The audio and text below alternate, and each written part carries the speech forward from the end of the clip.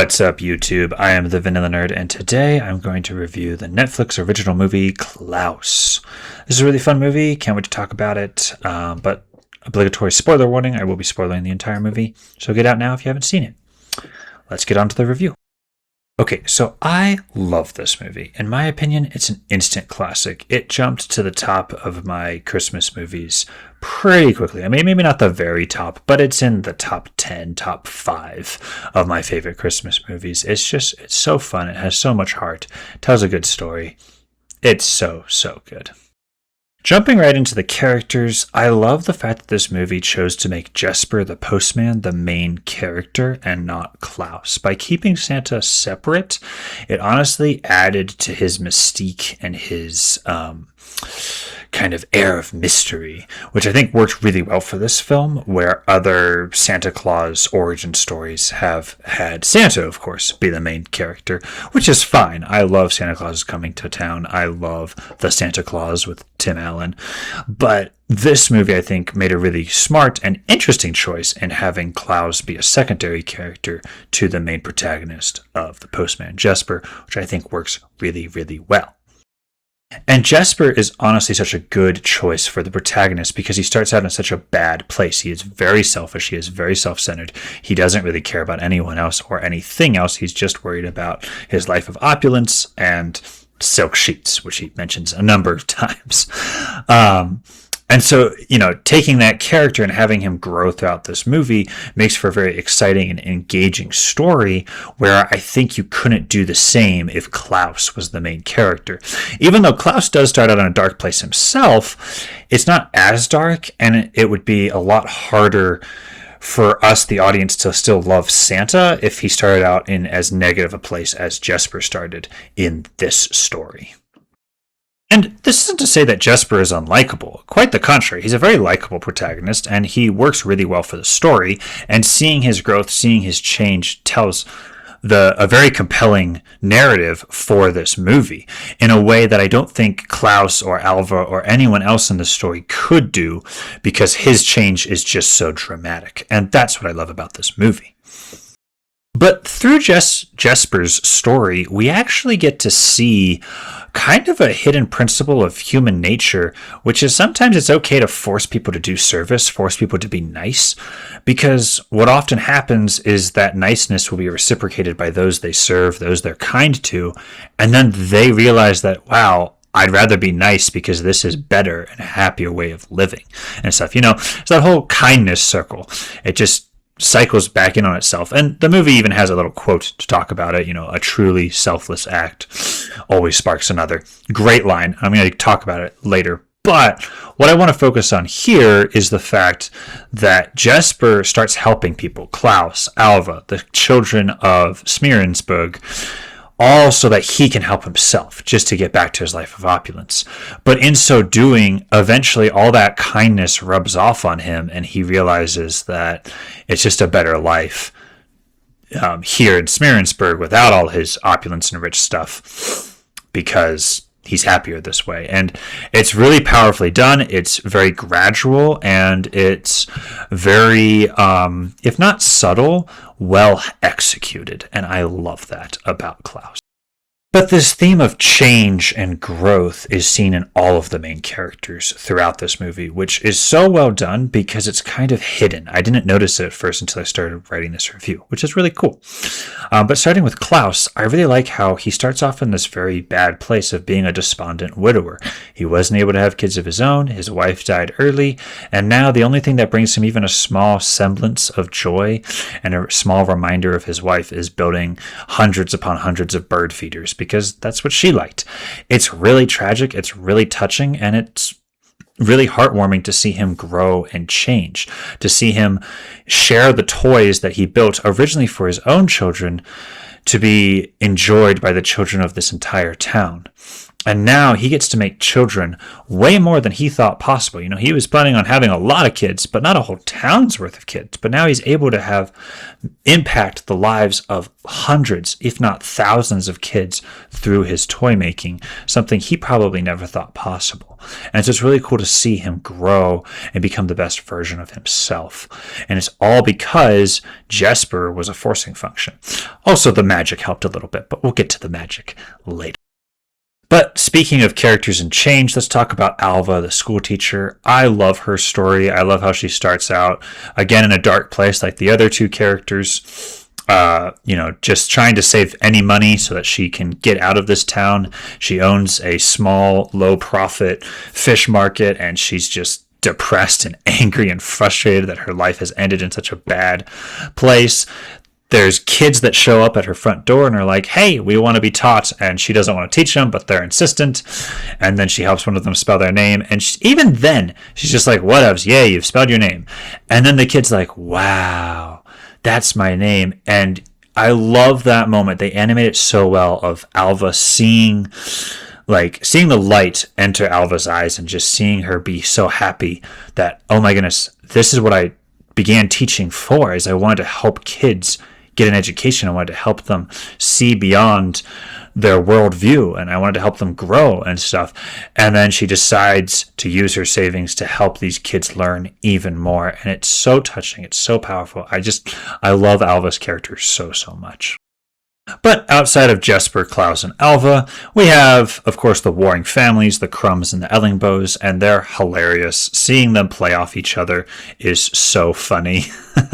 By the way, the head leader of the Crumbs, this old lady, she's also the same voice as Jessie from Toy Story. So that's where you know her from, but that's fun. Anywho, outside of those, the warring families, we also have the boat worker, the ferryman, and he is just so hilarious. His comedy was just so funny, and how he just sarcastically teased Jesper at every step of Jesper's journey. So good. Every scene with him, he stole the show. Loved the boat worker. The last thing I want to say about character is how the town almost functions as a character that mirrors Jesper's changes. As Jesper becomes more selfless and a better person, the town becomes cleaner, nicer, people are friendlier. And it's really cool to see that even when Jesper is close to changing, he sees Christmas Town, so the town is also close to changing, but there's still a nagging doubt in the back of Jesper's mind. He doesn't know if he wants to go back to his life of, rich, comfortable living and stuff. And the town also has a large enough faction left of the Crumbs and Ellingbows who could send them back into their feuding ways and stuff. Both of those things are still present. And once Jesper makes that choice, I am going to stay here and fight for Smearensburg. I'm going to stay here, and even though I'll miss out on my rich family lifestyle, this is where I want to be. This is what makes me happy. That's when the town also makes that final change. The Crumbs and the Ellingbows feud truly ends when both the big gorillas, fall for each other, Pumpkin and I think Boris or something. I don't know. But those two guys fall for each other, and suddenly, the feud is well and truly ended. Jesper is well and truly changed, and the town and everyone have made the change for the better, and life is good again and very happy. And I just love that. I love the theme of change. I love how it's shown in all the characters and the town. So good. But moving on to the plot, I love how this movie starts off in a boot camp. It's super dramatic, super military, and it's all for the post office. Just postmen doing their jobs. They're bench pressing packages and boxes, and it's super funny. And it works really well. Sets the stage for kind of the style and tone of this movie and whatnot. And then it introduces the character Jesper. Very funny, so that worked out really, really well. I love how this movie begins. And I love the introduction of Smearensburg. It's so funny to see the how dark and oppressive this town is, how beat up it is, all the weapons splayed out around the town. To see the boatmen just comically laugh at Jesper's growing unease and worry. Is this the right town I'm supposed to be in? And he's like, oh yeah, you're not the first postman to come through here. It's super funny, super well done. But the fact that this movie took a postman and Santa Claus and a school teacher and made those three characters work and connect and all have purpose together, it was just really surprising and really gratifying. I really love how subtle this movie is at telling an all-encompassing story, but starting out in a very weird place of a postman. It's just very unexpected, I guess I would say. And I just really appreciate that about this film.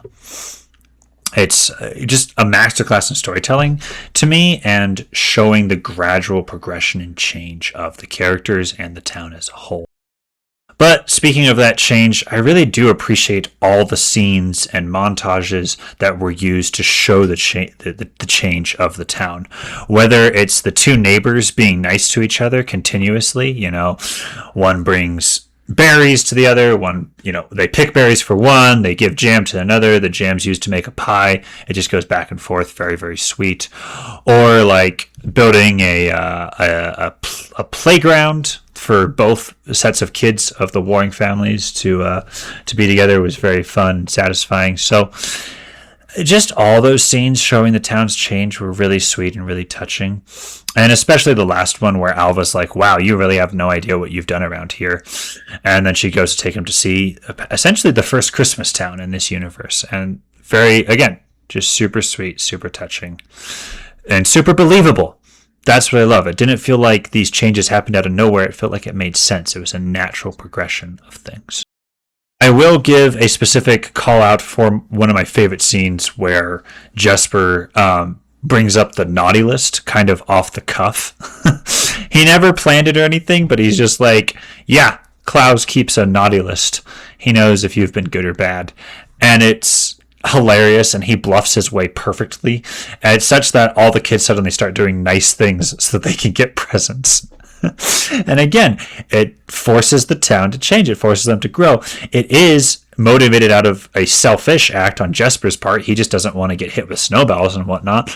But that doesn't mean it's a bad thing, and it does help the town grow and improve and become better. And I just love that so much for this movie. But moving on to the setting, I want to talk a little bit about the magic that is used in this movie. I really appreciated that they had magic as a part of this film, but it wasn't the main part of this film. Most of the Santa Claus mythos was explained in a non-magical, more or less logical way. Yes, does it defy the laws of physics that a sleigh and reindeers could fly through the air? Yeah, maybe. Or the fact that Klaus could stomp on a board and catapult Jesper up in the air 2 stories into a chimney. Yeah, that definitely stretches physics a little bit. But it doesn't matter, Most of the stuff shown here could happen. It could work in our real world, but there is still a magic here. And I love that balance that they achieved in this movie. It's something that I think works really, really well. Because in all actuality, the magic only shows up 3 major times. First, when Jesper initially goes to meet Klaus, an envelope falls out of his bag, and the magic wind moves it so that Klaus can find it. And Klaus sees that there's this kid that's sad, and he's like, okay, maybe I'll go help. And then second, when Jesper goes back to Klaus and says, hey, we should make this package thing a regular thing. And Klaus is skeptical at first, but then he sees the magic swirl around Jesper, and he's like, okay, I'll do that. And then the last time is when Klaus goes back to be reunited with his wife. His wife calls out to him, and Klaus says, yes, I'm coming, honey. And the magic is swirling, and he goes off into the sunset. It is a very touching scene in all 3 cases, and it's used excellently. Other than that, there's really not that much more magic that is shown. The presents Santa Claus makes, along with the help of the Sami people, who basically fulfill the role of elves here, which is great. And then he gets his red suit from the Sami people. Fantastic. He hitches reindeer because they don't have enough horses on the island. Great explanation. What's his face? Jesper has to climb through the chimney because all the doors are locked because it's a feuding town. So it worked really, really well. I think I really enjoyed all the clever ways they explained the mythos of Santa Claus in a natural, logical way, but still kept the magic as an important part of the story. Last thing I want to say about the setting is just give a little shout out to the animation. It is so beautiful. It is so unique. It is so well done. If you're curious, there's some videos on YouTube that you can watch about it, but basically they did draw this in 2D animation, but with very flat colors, but then they lit it with 3D animation techniques. They used 3D lighting in order to get it good and looking nice. And it really makes the whole animation style pop, and I just love how each scene is crafted and done. So I really like this animation style, and I think they did a fantastic job. So I love all the techniques they were able to use in order to get this movie to look as good as it does.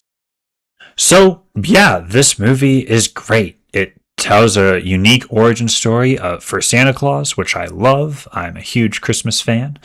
It tells a touching story of change for 3 main characters and for a town as a whole. It has a great plot that gradually, naturally, and believably shows off the change of these characters, seeing them grow, develop, and improve.